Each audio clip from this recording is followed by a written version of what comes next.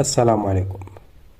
عادت قضية مدام صابرينا لتتصدر الأحداث في الجزائر من جديد، في علاقة بقضية رجل الأعمال المحبوس علي حداد، حيث كشفت مصادر صحفية جزائرية وأمريكية عن علاقات محتملة لكلا الطرفين باللوبي الأمريكي وبالرئيس السابق دونالد ترامب.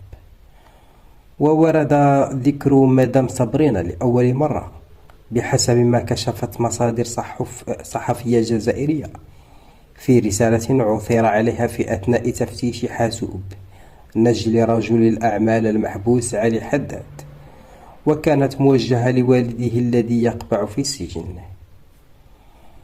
ومن جانبها أكدت النيابة العامة الجزائرية المتعهدة بقضية علي حداد أن الأخير قد استعان باللوبي الأمريكي لإبرام صفقة بقيمة 10 ملايين دولار لإطلاق سراحه.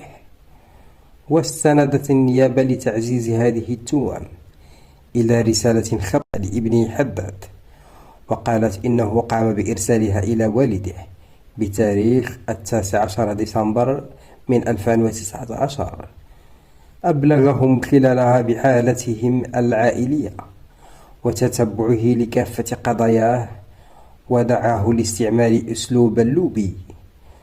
وتأتي رسالة نجل حداد قبل فترة من إبرام العقد مع الشركة الأمريكية، وهو ما يشكل بحسب النيابة قرينة موافقة حداد على اقتراح ابنه من خلال إبرام العقد عبر الأموال التي تم إخفاؤها خارج الوطن.